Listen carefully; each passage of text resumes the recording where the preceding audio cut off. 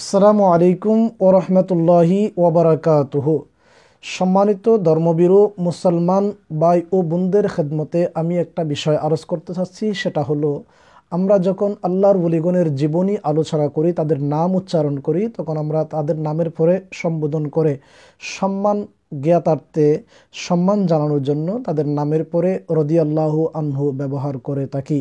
যেমন হুজুর সৈয়দনা ইমাম আজম আবু হানিফা রদিয়াল্লাহু তাআলা আনহু, ইমাম শাফিঈ রদিয়াল্লাহু তাআলা আনহু, হুজুর গৌসে পাক আব্দুল কাদের জিলানী রদিয়াল্লাহু তাআলা আনহু, খাজা গরিব নওয়াজ রদিয়াল্লাহু তাআলা আনহু, গৌসুল আজম মেজবান্ডার রদিয়াল্লাহু তাআলা আনহু, ইমাম শের বাংলা রদিয়াল্লাহু তাআলা আনহু, ইমাম আলা হযরত রদিয়াল্লাহু তাআলা আনহু, হযরতে বাইজ বুস্তামি রদিয়াল্লাহু তাআলা আনহু সহ আমরা হযরতে শাহজালাল শাহফরান সহ আমরা অনেক আল্লাহর ওলিগণের নাম নেওয়ার সময় রদিয়াল্লাহু তাআলা আনহু বলে থাকি, তাদেরকে রদিয়াল্লাহু আনহু বলে সম্বোধন করে থাকি।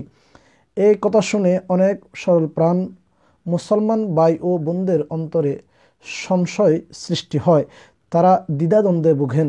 তাদের মনে একটা প্রশ্ন জাগে, সাহাবায়ে কেরামদের নামের পরে রদিয়াল্লাহু তাআলা আনহু বলা হয়, আল্লাহর ওলিগণের নামের ব্যাপারে রদিয়াল্লাহু তাআলা আনহু বলা কতটা যুক্তিসঙ্গত, কতটা প্রমাণসিদ্ধ।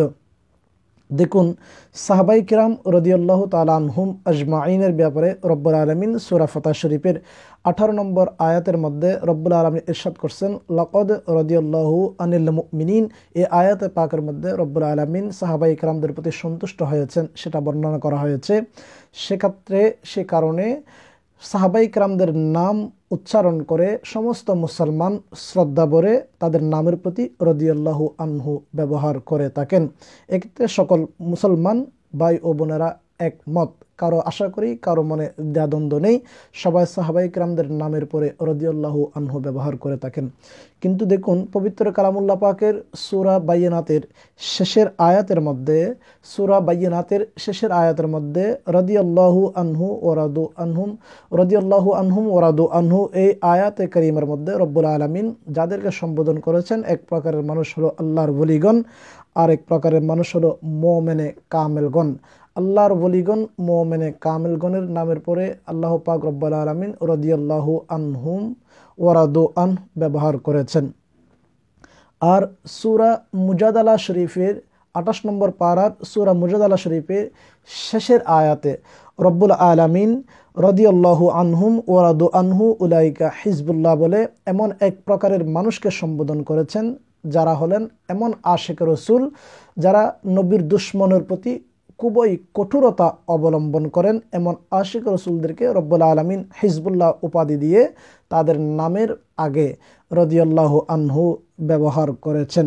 তো সুতরাং আল্লাহর মুমিন বান্দাগণ, আল্লাহর আউলিয়ায়ে কেরামগণের নামের পরে রাদিয়াল্লাহু আনহু ব্যবহার করতে কোনো সমস্যা নাই। সেটা প্রচলিত না হলেও সেটা কোরআন ও সুন্নাহ সমর্থিত একটা সম্বোধন, যেটা আল্লাহর প্রিয় বাজনদের ক্ষেত্রে ব্যবহার করা হয়।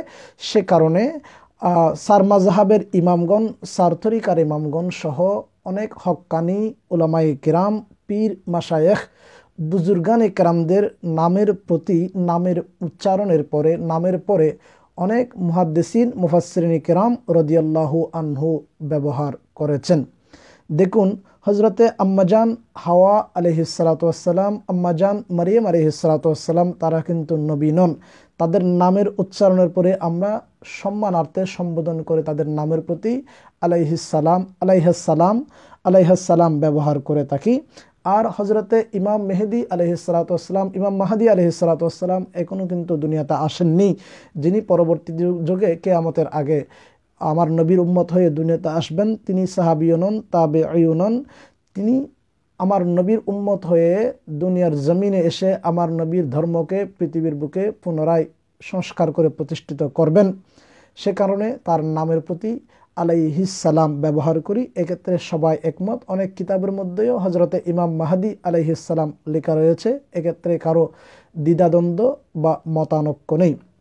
তো আল্লাহর ওলিগণের ব্যাপারে রাদিয়াল্লাহু আনহু ব্যবহার ক্ষেত্রে মতানৈক্য হবে কেন? কারণ আল্লাহর ওলিদের ব্যাপারে তো আল্লাহ কোরআনে পাক অন্য জায়গায় ঘোষণা করছেন, আলা ইন্না আউলিয়া আল্লাহি লা খাউফুন আলাইহিম ওয়া লা হুম ইয়াহজানুন। আল্লাহ পাক বলছেন তাদের কোনো ভয় নেই, তাদের কোনো চিন্তা নেই, তাদের কোনো পেরেশানি নেই। তো যাদের ভয় নেই, যাদের চিন্তা নেই, তারা হলেন ওই জাত যারা আল্লাহর ওলিগণ। তো আল্লাহর ওলিগণ তাদের কোনো ভয় নেই, চিন্তা নেই, এই কারণে কারণ তাদের প্রতি মহান রব্বুল ইজ্জত, রব্বুল আলামিন, রব্বে করিম তাদের প্রতি সন্তুষ্ট হয়ে গেছেন।